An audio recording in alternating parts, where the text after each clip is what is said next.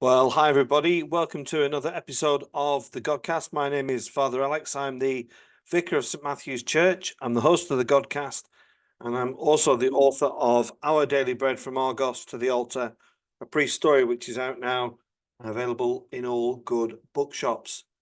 My guest today on the Godcast is Craig Heap. Craig is a former Commonwealth Gold medalist gymnast. He's also appeared at the Summer Olympic Games. He's part of the BBC commentary team for gymnastics, and we'll be very much looking forward to the forthcoming Olympics this year. So do hope you enjoy this interview now with Craig Heap. We'll get going. Well, I'm delighted to say that joining me on the Godcast today is a fellow Burnley lad, well-known gymnast, Olympian, Commonwealth gold medalist, Craig Heap. Craig, it's great to get you on. How are you doing? I am very good, actually. The sun is shining, so it always puts us in good spirits, don't you think? We've had a bit of a downpour of recent, so the changing seasons, I always think it's a bit of an upbeat, changing mood. And obviously, if you're in a good mood, that means you can go out and deliver some great stuff. Yeah. Now, Burnley lad, is Burnley still on, Craig, or have you moved away? I have emigrated to north of the Tyne. I'm now an unofficial Geordie. I've been here about 20 years. I live in the northeast, but my roots and my family are back in Burnley. My parents are separated. My mum has moved back to the village of Barrowford, and she actually lives in her old school, which they converted into houses. So she's literally gone back home. And my dad's still farming, albeit in equestrian centre, just past Road Leisure, and he's been there all his life. So yeah, I'm there quite a bit, actually. We've not lost the accent, that's for sure. No, I haven't, not at all. And when I say to people, they go, "Where you're from?" I say, "I just live around the corner." And they're like, "Why, hey man, shut it, man, you don't know what you're on about." And I'll go, "Yes, I am from around the corner." So have you got happy memories of a childhood in Burnley then? Yeah, I mean, I think I was very fortunate because growing up on a farm, it was full of adventure. And somebody like me was quite mischievous. And I'm a very practical type person. So for me, that really fueled what I love doing. So, school to me seemed a bit like prison. I just wanted to be at home, helping out on the farm, whether it's getting the cows in for milking, driving the tractors is always a favourite, and also riding my quad bike around the land was great. So yeah, I felt quite fortunate that I had that open space as access 24/7. Now, I've got some family friends who are farmers, and they didn't really need a gymnasium to throw themselves around. They were swinging from trees and off back of tractors and hay baling. So how did the gymnastics come about, Craig? What was the progression to that? Well, to be honest, when it was school, I would do anything to get out of lessons. So I pretty much signed up for every sporting club going. I even did the shot put one year, and this skinny, puny little kid turns up. I nearly dislocated my shoulder throwing this shot, but I thought at least I've got a day out of school. But my sister was doing gymnastics, and then I suppose I was a bit of a handful all around, and my mum was fed up with me jumping around the house and round the farm. And so one day I got dragged along to the Thompson Centre, which is not there anymore. It's now St. Peter's, I believe. And, I remember going onto the balcony, putting my hands on the top and looking over and being completely amazed by the skills that these young people were doing. It was mainly full of girls. So obviously I wasn't going to join the gymnastic club. You certainly wasn't going to get me in a leotard back then. So my career in gymnastics really started in the farmyard until one day my mum's like, "Had enough, you're going to kill yourself. Get down to the gym with your sister," really. And 18 years later, I ended up at the Olympic Games. So it wasn't really part of my life plan, to get to an Olympic Games at 9 years of age. I was quite late starting gymnastics, and I just wanted to do a few flips to really impress my friends. Yeah. And was the potential there from a 9-year-old, or did it You know, did you need to become Uh, a teenager well, before you developed? How did that? no, a lot of people talk about talent. There's a really good book by Matthew Said that talks about the myth of talent, and it tends to be the people that work hard than everybody else that get labelled talented. So yeah, I was probably the worst kid that got into the British team at my age. I always felt like a bit of an outsider, you know, being from Burnley and a lot of people from down south. I was a bit of a northerner, where's this place, Burnley? Who's this gymnast? We didn't really have a success of British gymnasts at the time from the club. But my coach, who I'm very good friends with now, he actually he's retired, he lives in Seaton Sluice down the road. We had a great friendship. He was a good family friend. And he was one of those that would think outside the box. So if the best gyms had the pitted facilities, which was generally a converted swimming pool filled with foam. We didn't have that, but he managed to persuade the powers that be if we could have a squash court. And we built like the world's smallest gym in the squash court, but it enabled me to try more difficult skills.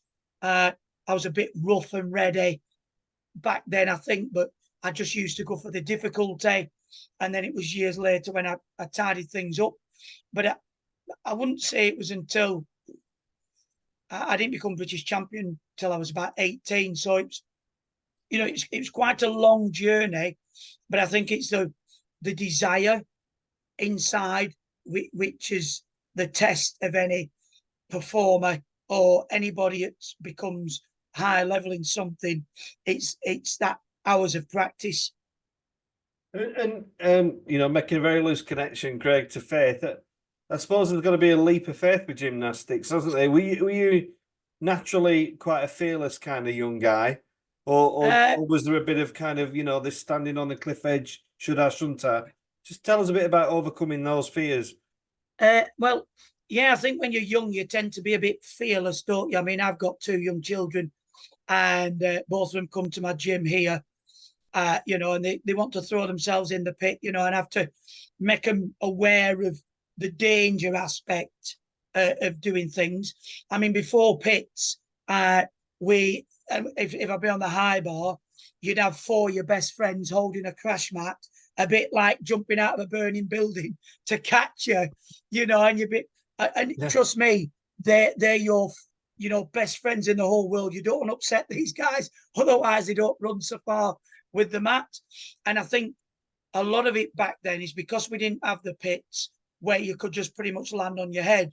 Yeah. Skills took a lot longer to learn because of the fear, where now, the pits are there. You can almost fling yourself into the pit. So, but then at some point, you've got to take it out of the pit and put it onto a hard landing.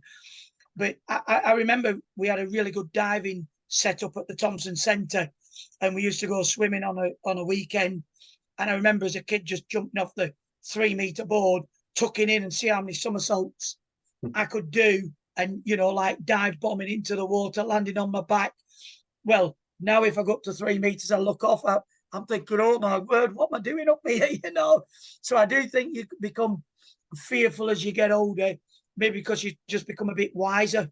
Yeah, yeah. And how did it go from being a hobby into being something quite serious? I mean, loads of kids throw themselves off bars and whatnot, but to be kind of make the progression you did, how did that come about, Craig? Well, I left school. I left boarding high school. It was about 15. I just turned 16 in July, so I was one of the youngest in the year. And I was farming and still doing gymnastics, and I still wasn't convinced at that time. My heart was set on becoming a farmer. I loved it. We realised the centre I was in probably wasn't going to take me to where I wanted to be. So the nearest centre was either Leeds or Manchester. Went to have a look at both. Me and Mike, we decided we'd go to Manchester. It was before the M60 was built, so I still had my responsibilities on the farm.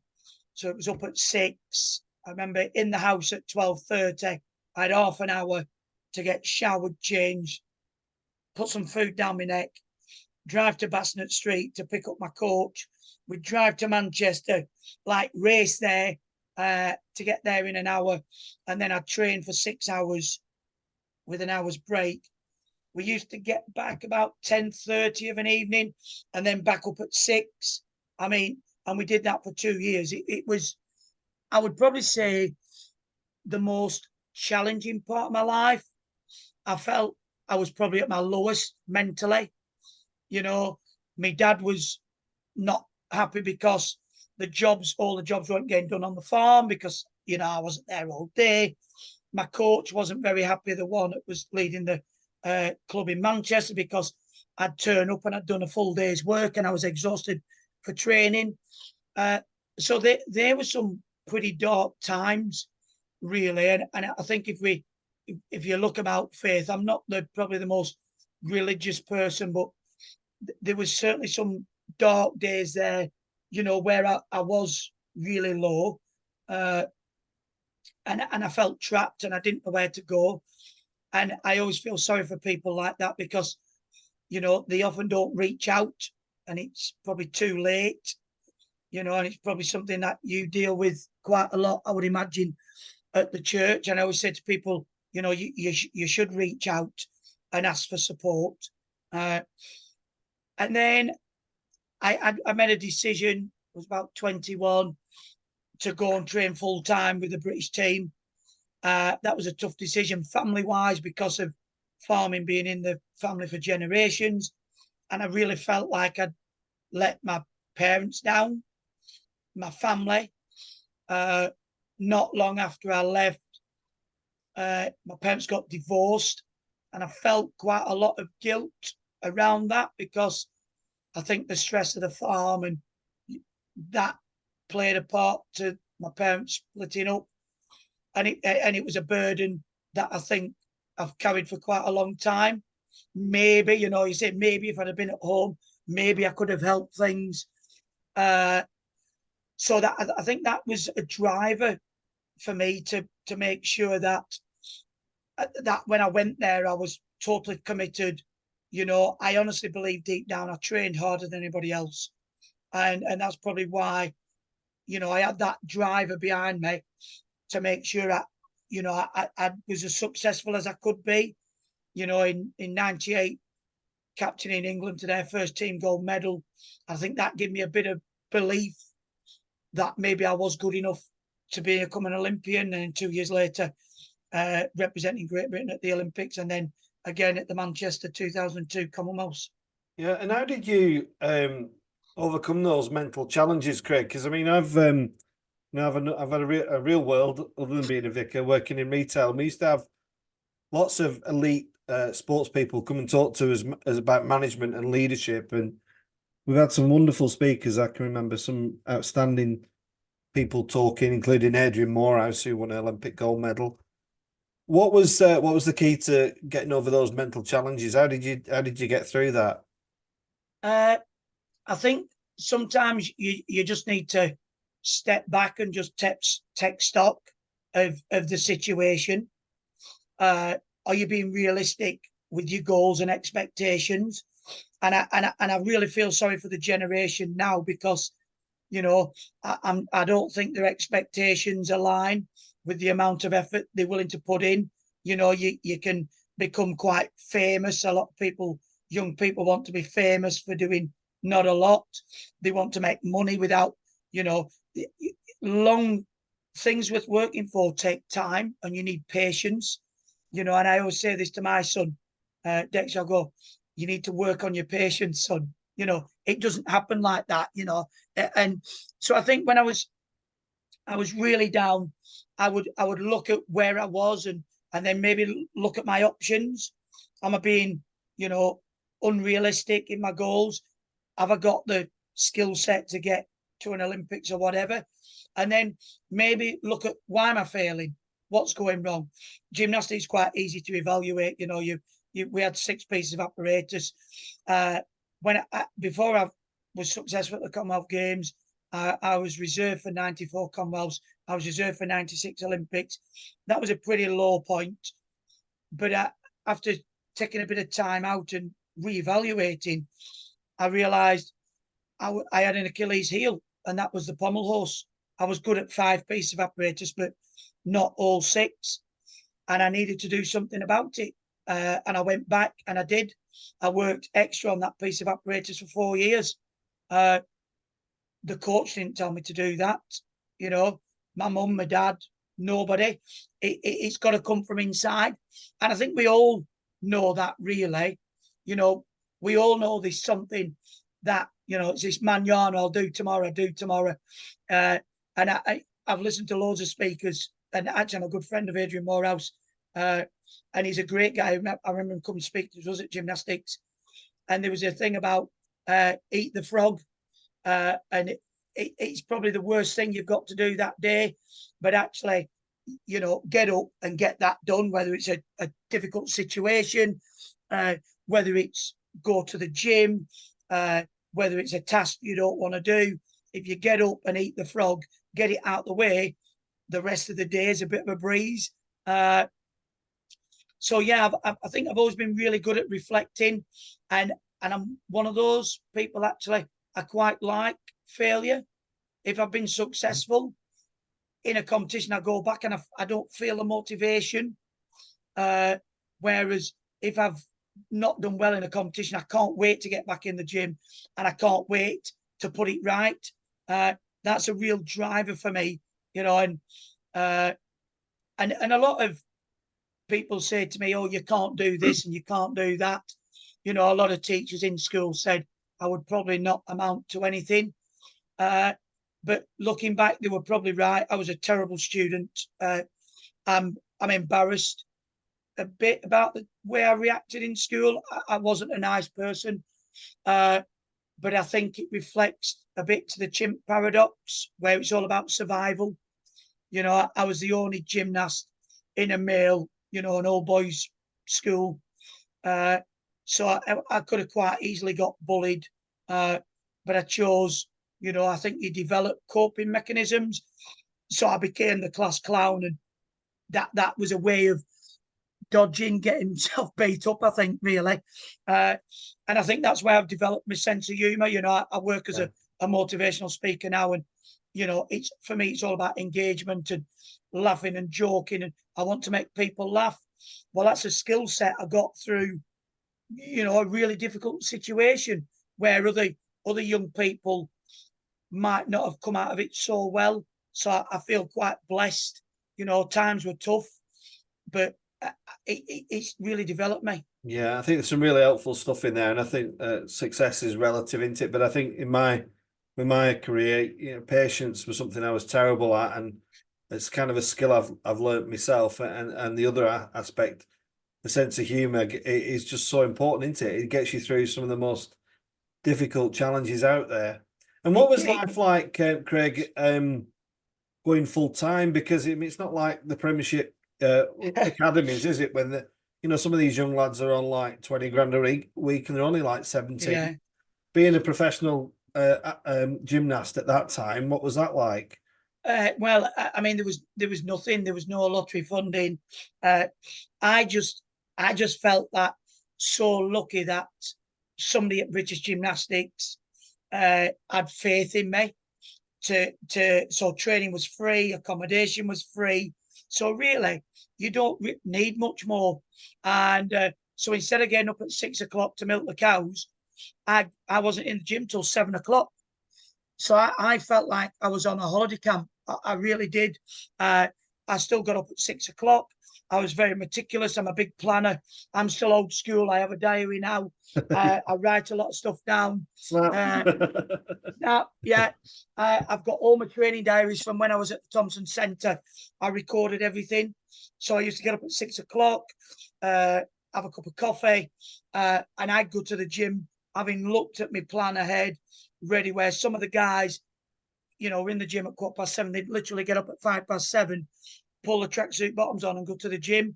Well, for me, I was alert. I was ready to go. And I think that gave me the edge. I mean, you talk about marginal gains. I mean, it was sort of invented by Dale Brailsford in cycling, but marginal gains in sport is something that's evident every day, because you try just to be that little bit better, and all them little things that add up to something quite spectacular. So the fact that I monitored my training, I was up before everybody else. I was generally the first in the gym. I was generally last to leave. I did more skills than everybody else. I tend to never take holidays, breaks. All of those things on their own probably don't amount to much, but all added together make something quite spectacular. And again, moving to centralized training and totally focus on that, I think that was a real turning point. I mean, they talk about the 10,000 hour rule, of doing something for 10,000 hours to become an expert.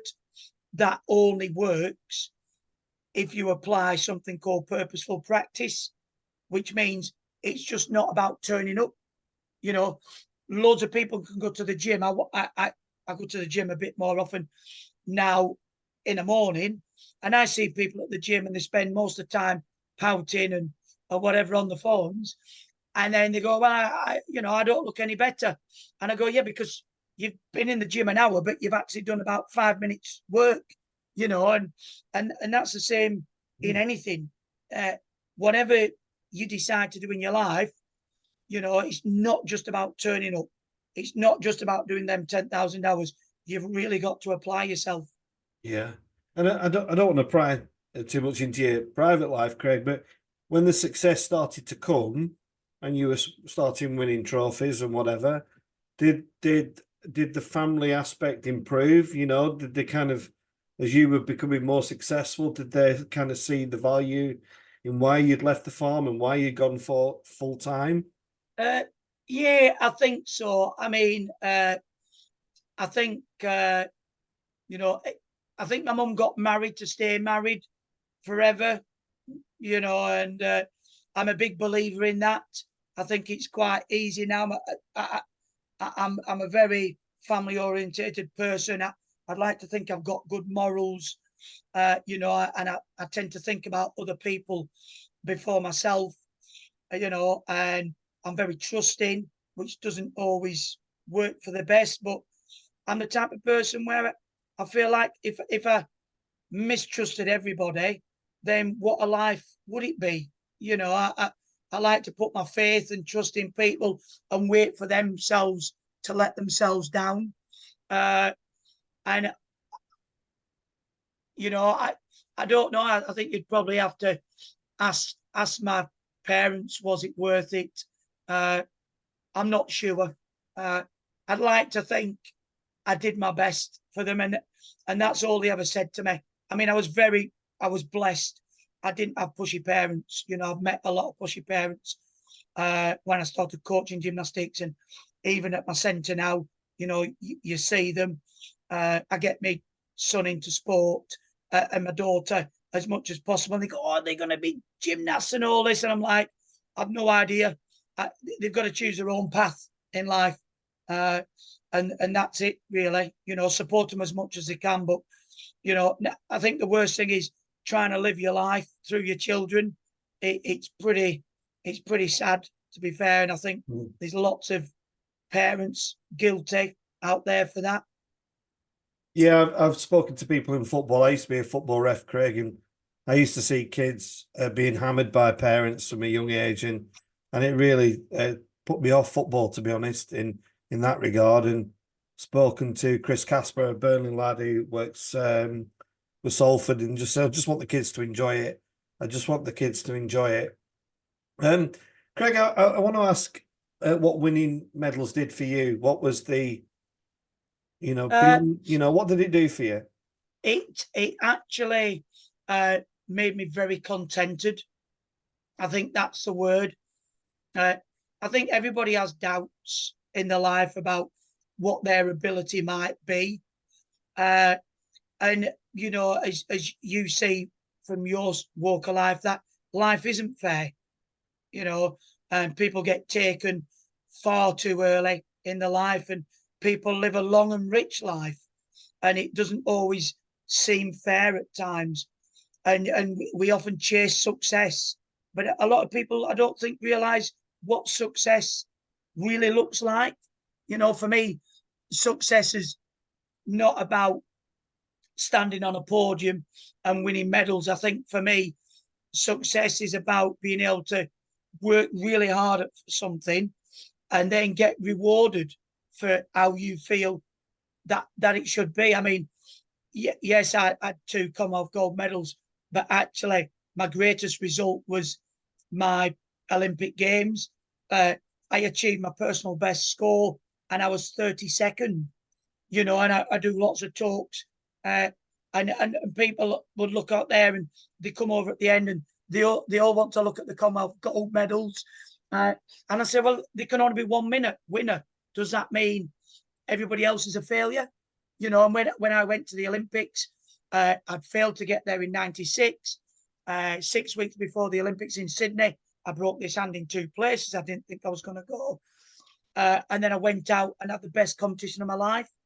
And I realised back then, I'm probably never going to go to another Olympic Games as a performer, and I'm going to enjoy it. And I did, and it was the greatest experience of my life. This lad from Burnley who grew up on a dairy farm, who had no aspiration to stand on a podium wearing gym shoes instead of wellies, you know, at the age of 29, and being the only person representing Great Britain. You know, I was a winner before I'd even stuck my arm up to compete. I was representing 65 million people, and I was 32nd place in the world. Of how many billion people is that?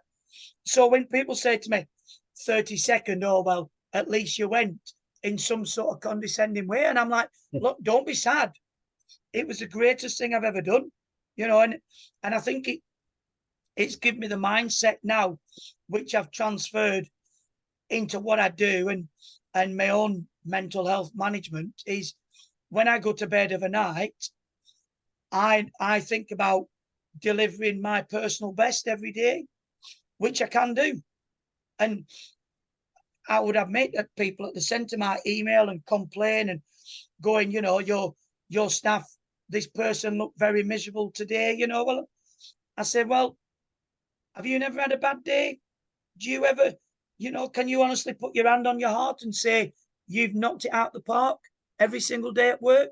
These are just human beings. Yeah. You know, and I'll speak to them and make sure everything's okay at home and, you know, and make sure they don't have too bad a day. But I have very high standards at the centre, you know, and I say to the staff, I don't apologise for high standards. I want everything. I help in the kitchen. There's not a job I do. You know, if you come to Tumble, you'll have me making you a toasty. And as I said to other people, like who are current gymnasts that want to open a centre, I said, if you open your own gym, people don't care how many medals you've won. They want their cup of coffee as quick as possible, and they want the toasty in double quick time. I said, that's what the business is, you know. I said, but I do it for the best of my ability. And I think that's really important. You know, when we meet our maker, you know, and hopefully our family are around us, holding us our hands in that transition period, we can go knowing we've left a mark and we've done our best. Yeah, some really good life lessons there, Craig, and I really appreciate you being so honest, because I think it's important for people to hear it, particularly in the way society is today. And what about the state of gymnastics now, Craig? I mean, I was just looking when I was putting my questions together. It's had some bad press, hasn't it, over recent years? It has, in America and in the UK. What's your assessment of it all now?